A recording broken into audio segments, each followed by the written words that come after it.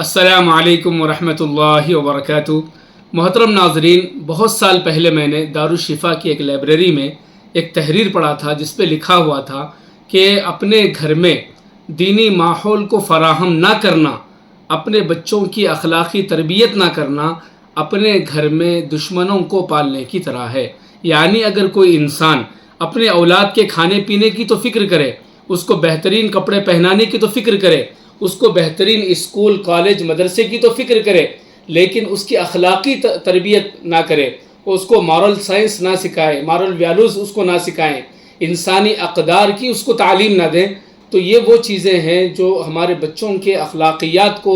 بگاڑ کر بعد میں چل کر ہمارے بچے ہمارے لیے ڈپریشن کا، ہمارے لیے مصیبت کا، ہمارے لیے پریشانی کا باعث بنتے ہیں، اور پھر ان بچوں سے ہمارے مستقبل میں ہمیں فائدہ پہنچنے کے بجائے کتنا بڑا نقصان پہنچ سکتا ہے۔ آپ مہاراشٹرا کے اس واقعے سے اندازہ کر سکتے ہیں۔ یہ جو ویڈیو کال آپ کو نظر آ رہا ہے، آپ اس میں دیکھ سکتے ہیں کہ کس طرح ایک مہاراشٹرا کے بہت بڑے بزنس مین نے اپنے 3 بیٹیوں کو اچھا پہنایا، اچھا کھلایا، بہترین اسکول اور کالج میں ان کو داخلہ کروایا، کروڑوں روپے خرچ کر کے ان کی بہترین جگہ شادی کروائی، لیکن جب یہ باپ بوڑھا ہوا تو ان بیٹیوں میں سے کسی ایک بیٹی نے بھی اپنے گھر میں رکھ کر اس باپ کی پرورش نہیں کی، یہاں تک کہ اس کو اولڈ ایج ہوم میں بیت المعمرین میں اس کو پناہ لینا پڑا، اور جب وہ دنیا سے رخصت ہوا تو بیت المعمرین یعنی اولڈ ایج ہوم والوں نے،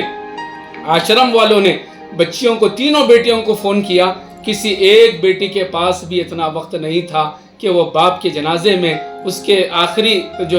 سفر میں وہاں آ کر ٹھہرے، بلکہ ان میں سے ایک بیٹی نے صرف اتنا کہا کہ ویڈیو کال کر کے میرے ابا کی صورت بتا دیجئے، اور پھر اس پر حیرت انگیز شرمناک بات یہ ہے کہ وہ جو بیٹی ویڈیو کال پر تھی وہ بھی بار بار اس بتانے والے سے گزارش کر رہی تھی کہ ابھی کتنا وقت لگے گا اس انتم سنسکار میں اور اس آخری سفر کے درمیان میں کتنا وقت لگے گا، وہ بار بار پوچھ رہی تھی۔ آپ اندازہ لگائیے کہ باپ اپنا سب کچھ قربان کر کے آج ہم اپنی اولاد کے لیے بہترین اسکول کالج کا سب کچھ انتظام کرتے ہیں، راحت رسانی کا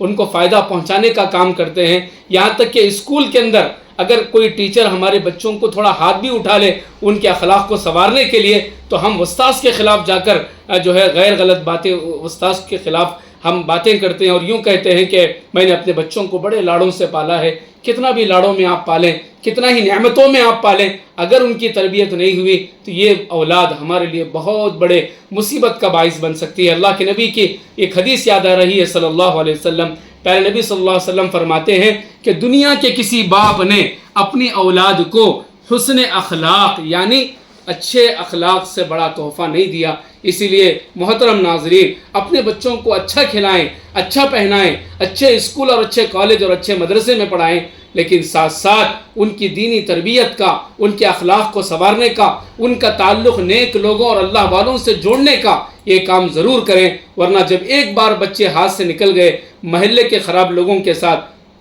خراب صحبتوں میں آ گئے تو پھر ان کے اخلاق کو سنوارنا مشکل ہوتا ہے، اور وہی اولاد جو ماں باپ کے لیے سکون کا، آنکھوں کا نور اور دل کا سرور بننا چاہیے، وہی اولاد ڈپریشن کا باعث بنتی ہے۔ ہزاروں مثالیں ہمارے سامنے ہیں۔ مہاراشٹر کا واقعہ ہمارے لیے بہت بڑا عبرت کا سامان ہے، ضرور اس بات کی فکر کریں۔ بے حد شکریہ، جزاکم اللہ خیرہ۔